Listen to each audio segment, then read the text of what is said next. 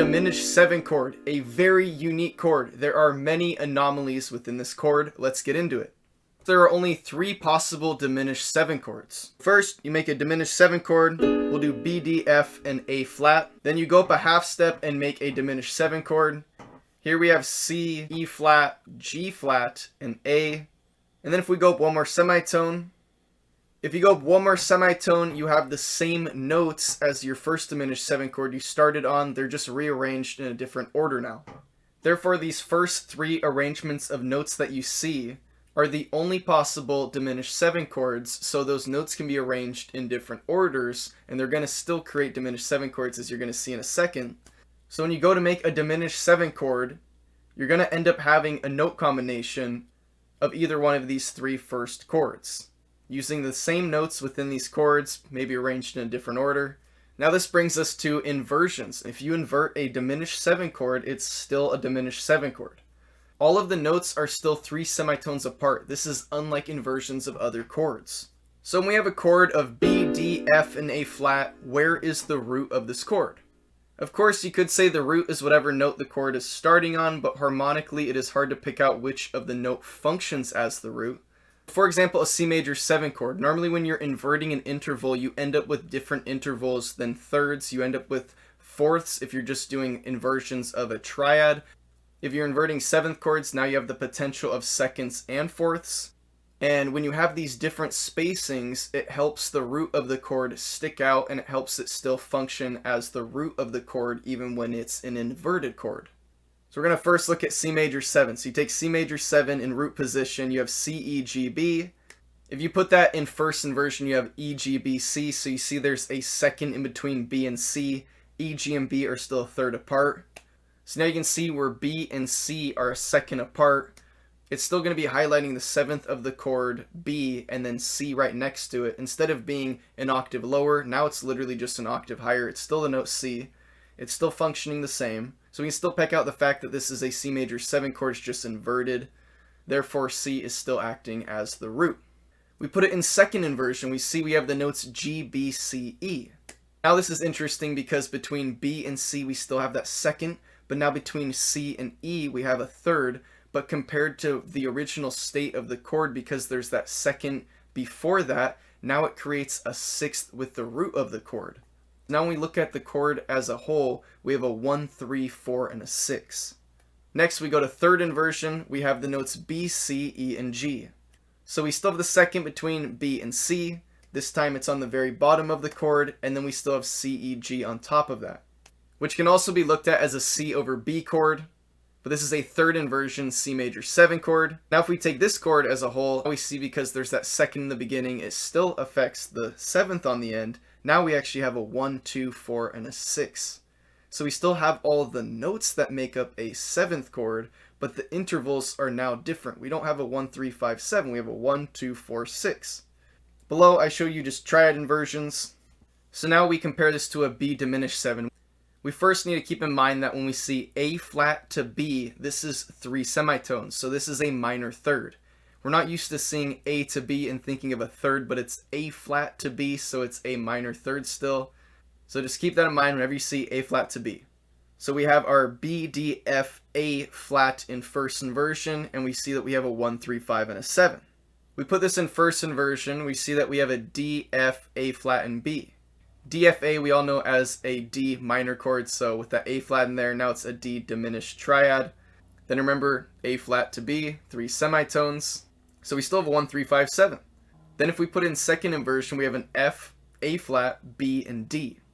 So still a 1, 3, 5, 7. If we put it in third inversion, we have an A flat, B, D, F, still a 1, 3, 5, 7. So as you can see, not a typical chord at all. And this is the reason why you can't really pick out the root of the chord, because it's not forming a different intervallic relationship. Every single time you have a 1, 3, 5, 7, it's fully diminished. So this chord is very ambiguous in its nature because the bottom note of the chord can act like the root, but also any other note can act like the root. So this sets us up for a lot of things like resolutions and modulations. There's a lot you can do with this one chord. And just a quick review of figured bass, when we add the triad inversions next to the 7th chord inversions, we can interpret the fact that the differences between the inversions are the reasons why they are labeled the way they are labeled in figured bass. A root position is often unlabeled, but can be labeled a 3/5. This highlights the fact that from the root there is a 3rd and a 5th above it. A first inversion triad can be labeled as a 6. This highlights the fact that from the root note there's a 3rd and then a 6th built above it. You don't need to label it a 3/6, you could, but you can just label it a 6 and it shows that it's a first inversion triad. The 6 is highlighting the fact that there's not a 5th, it's just a 1, 3, and a 6. A second inversion triad can be labeled as a 4/6. This highlights that from the root note there's a 4th and a 6th built above it. So now that shows there's no 3rd, there's a 1, 4, 6. Now when we look at figured bass for 7th chords, we need to compare it to how we label the triad. A first inversion 7th chord is labeled as a 5/6. This highlights the fact that the chord contains both a 5th and a 6th in it.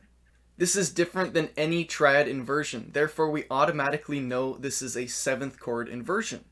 The reason why we don't need to label it as a 3/5/6 because having a 5th and a 6th in a chord only occurs on the first inversion 7th chord. So 5/6 is enough information to communicate with us. A second inversion 7th chord is labeled as a 3/4. This highlights the fact that there is only a step between the 3rd and the next note in the chord, the 4. The reason why it is not labeled a 3/4/6 or more importantly a 4/6 is because the second inversion triad is already labeled a 4/6 and is done for a good reason. The only chord containing a 3rd and a 4th is a second inversion 7th chord, therefore 3/4 tells us enough information about what type of chord it is. A third inversion 7th chord is labeled as a 2/4. This highlights the nature that from the root, the next note in the chord is only a step away, creating a second. Calling it a 2/4/6 is unnecessary because the only chord that contains a second and a 4th is a third inversion 7th chord. Let's get into these resolutions. Method 1, a chord acting like the 7th degree diminished 7 chord, resolving up a half step. This works for any note in the chord. First, we have a B diminished 7 chord resolving to C major 7. Pay attention to how each note in the B diminished 7 chord then goes up one step compared to each note in the C major 7 chord. Of course, A flat to B is a minor third. But now let's think about what's going on here. Why is this able to resolve to this? This is because it's acting like the 7th degree of the scale. However, in a major scale, the 7th degree is half diminished. There's no fully diminished when using the notes of the major scale. However, when you borrow a chord from the major scale's parallel harmonic minor, then we have a fully diminished chord. And this also goes along with the fact that when you're borrowing from the minor scale, you're typically going to be raising the 7th degree, making it that harmonic minor. This is known as raising the leading tone. If we think of a B fully diminished chord, that would actually come from C harmonic minor. So this first example is great because we actually have the direct relationship from the parallel harmonic minor to the key. On the other ones, some different stuff is probably going to happen. So if you're confused about how this works in all the other keys, I explain that at the end of just these 4 chord options. Okay, now we understand that the fully diminished 7 chord is just acting like a borrowed chord from the parallel harmonic minor. So therefore it's acting like a borrowed 7th degree of the scale that we're using. Now if we take the same chord that we've been using and we want to use the other notes in the chord to resolve, for example D, we could do two things. We could just leave the chord the way that it is, because remember, it's confusing for the listener to figure out where the root is, or we could rearrange the notes and now start the chord on the note D, because again, it's still a fully diminished 7 chord. Either way, it's still going to resolve, just a slightly different effect. When you're wanting to resolve D, it's going to resolve up to E flat. So because it's acting like the 7th degree of the scale, and if we think deeper and we think, okay, we borrowed from the harmonic minor, which has the raising leading tone, either way, if we're in the harmonic minor or in the major scale now, we have a half note difference between our 7th degree and our 1st degree. Therefore, all these resolutions are just going to be going up one semitone from the note that we're picking in the chord to resolve. So if you have an A, it's going to resolve to B flat. If you have a B flat, it's going to resolve to B. If you have a B, it's going to resolve to C, and so on. So the diminished 7 chord is not only resolving to a major 7 chord, it is also potentially resolving to a new key, because every tonic 7 chord is a major 7 chord. Therefore, anytime you have a major 7 chord, it has the potential to act like a tonic 7 chord. So as you can see, you can maybe come up with some ideas here to where this can help you create some modulations. So again, the diminished 7 chord is functioning like a diminished chord built on the 7th degree of the key. The same thing applies to the other notes in the chord. So now if we take the same chord and we want to resolve the F in the chord, this could resolve to F sharp or G flat. And now we can also resolve the A flat to A. Okay, so there are 4 ways to resolve one chord. You can do the same thing but resolve to minor. Now that is 8 ways to resolve this one chord. This is just one method for resolving the diminished 7 chord. There are 2 more ways to resolve it. Okay, so as you can see, I have the minor chords written there. We can think of the minor chords as the 6th degree of any scale. Okay, so as you can see, there are the minor chords written down. If you want to think about a good trick, you can think about the minor being the 6th degree of any scale. So if we're resolving from B fully diminished to C minor, we could think that C minor would be the 6th degree of E flat major. So therefore, if you know your notes in E flat major, you just got to build a C7 chord and think of the notes in E flat major. In this case, you have a B flat, E flat, and A flat. So here our C7 chord turns into C, E flat, G, B flat. You could also just think of this like being in the key of C minor. So the relative key of C minor would be E flat major. So of course they're going to share the same notes, so you can do the same thing and apply the notes to the chord. Okay, now let's talk about what's going on harmonically here. Since we're using the same chord and we're inverting it, every single time it's still using the same notes. The original chord comes from C major's parallel harmonic minor, then you're just inverting the chord and rearranging the notes. Therefore, it is always the same chord with the same notes, meaning no matter what scale you're resolving to or currently in, this is one chord. It's getting borrowed from C harmonic minor every single time. And now this might seem confusing. Why is this acting like not just a diminished 7 chord, but it's acting like the 7th degree of the scale, no matter what key we're resolving to? This could do with the phenomenon that when you borrow a chord from a different scale, oftentimes that chord will still function how it does in the scale you borrowed it from. In C harmonic minor, the B fully diminished chord would be chord 7. Therefore, when we borrow this chord, it's still going to keep functioning as the 7 chord. This has to do with its nature. The 7 diminished chord is only found in harmonic minor. So the B7 diminished 7 chord is only found in C harmonic minor. Therefore, when we're inverting this chord like we learned in this video, it doesn't change the actual 1-3-5-7 pattern. You can't really tell what the root is. But you're still using the same notes. So it's still the same chord borrowed from C harmonic minor when you're using, of course, the B fully diminished. So every time you're hearing this chord, you're correlating to how it would function in the scale you're borrowing it from, the harmonic minor. So remember, when you have a major 7 chord, just think of that being the tonic major 7 chord of any key. So all of a sudden you have a G flat major 7 chord. Just think of that being the tonic 7 chord. So think of G flat major. So you have B flat, E flat, A flat, D flat, G flat, and C flat. Then you think of a G7 chord, G, B, D, F. So since we have a G, B, D, F chord, now we have a G flat, B flat, D flat, F chord. There's a major 7 chord. Let me prove that to you. We have a G flat, B flat, D flat, and then an F. We have a G flat major 7 chord. And for minor, we just think of that 6th degree. So let's do an easy one. We think of C minor 7 chord. Okay, so don't make this too complicated, but just remember, if we're thinking about C being the 6th degree, that would be a major 6th. If that's inverted, that's a minor 3rd. So if we're thinking of our minor 7th chord, we just have to think a minor 3rd above that because this chord is found in this key. So now we have E flat major. All we have to do is build a C7 chord, C, E, G, B, and now we think, okay, we're in the key of E flat major. We have B flat, E flat, and A flat.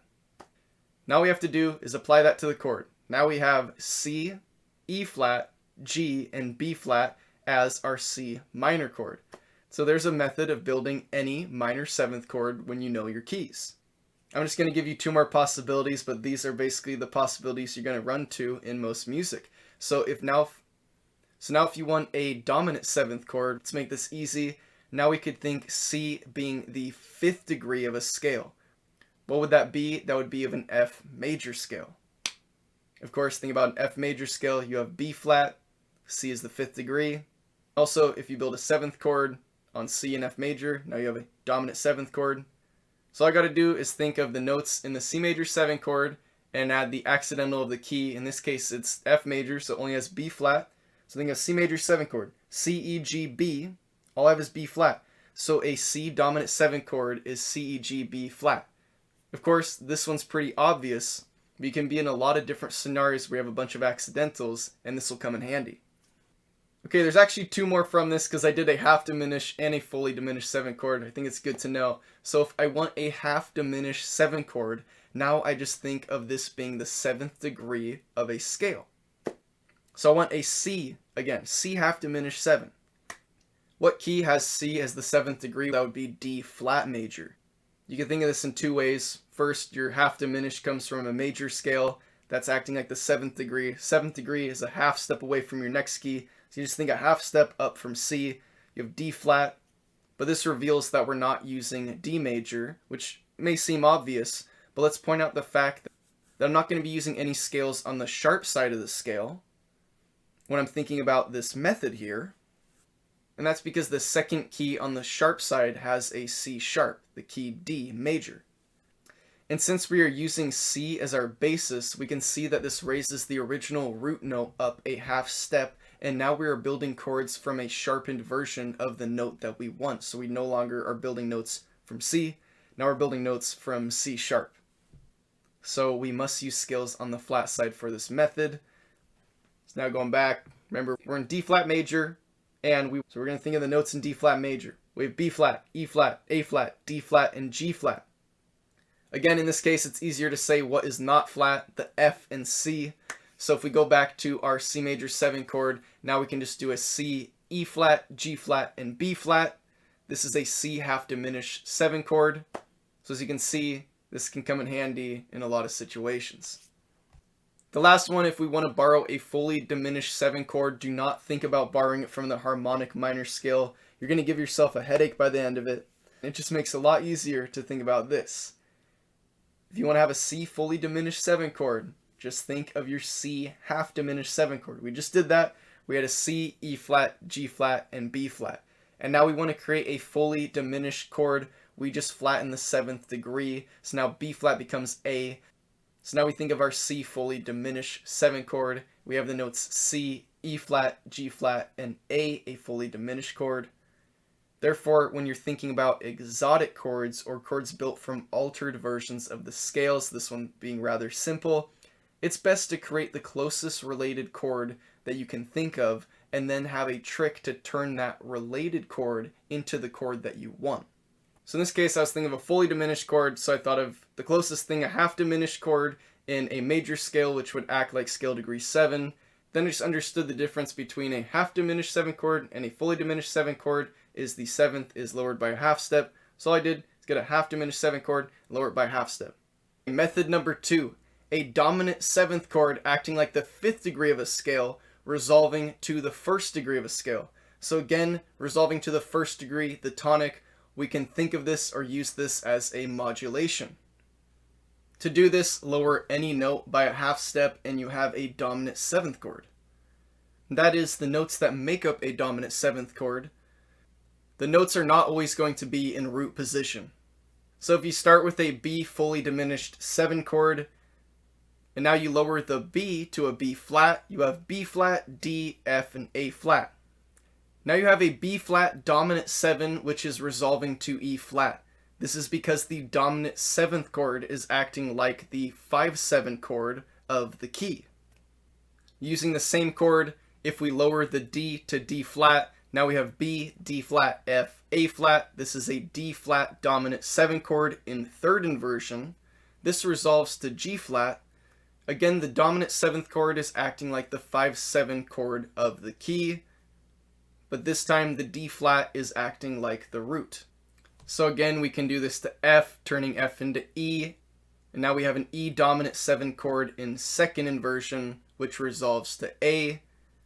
And last, we take A flat and we can turn it into G, and now we have a G dominant 7th chord in first inversion. This resolves to C major. So as you can see, the note that we choose to flatten becomes the root note of the dominant 7th chord. So it's pretty easy to remember that. There's also an easy trick for knowing which inversion 7th chord you're looking at. I'm going to show you that in a second. Okay, now just like method 1, you can do the same thing but resolve it to the minor versions of the keys. And now you have 8 more ways to resolve this one chord. And as you can see, this is a really good chord for modulations. In the first method, the diminished 7th chord is acting like the diminished 7th chord built on the 7th degree of the key that it's resolving to. In this method, the diminished 7th chord is acting like the dominant 7th chord of the key it's resolving to. So both of these are really good for establishing and modulating you into that key. Alright, a quick helpful tip to figure out which inversion 7th chord you're looking at. So highlighted in red, you can see the second created from each one of the 3 inversions of 7th chords. We see that in first inversion, our second occurs between our last 2 notes. In second inversion, it actually shifts down, so now our middle 2 notes create a second. In third inversion, we see it shifts down one more time, making those first and second notes the second. Method 3, a sort of deceptive resolution. Take any one note from the diminished 7th chord and make it the root of a major or minor chord. So we start with a B diminished 7th chord, go to a B major chord or B minor chord. If we start on a D fully diminished 7th chord, D could become a D major chord or a D minor chord. This works out with the F and A flat. So we start on F or A flat, we create the diminished 7th chord. Now we can go to F major, F minor, A flat major, A flat minor. Now you have 3 methods with 12 different ways to resolve a diminished 7th chord in both major and minor. If you combine major and minor, you have 24 different ways to resolve this one chord. Look out for my videos soon to come after this. One will be how secondary dominant chords are related to secondary diminished 7th chords. I will also have one on the possibilities of the augmented triad. Other than that, I have a whole lot of other videos about music theory posted on here, over 120 to be exact, so check them out. Thanks for watching. I'll see you on the next video.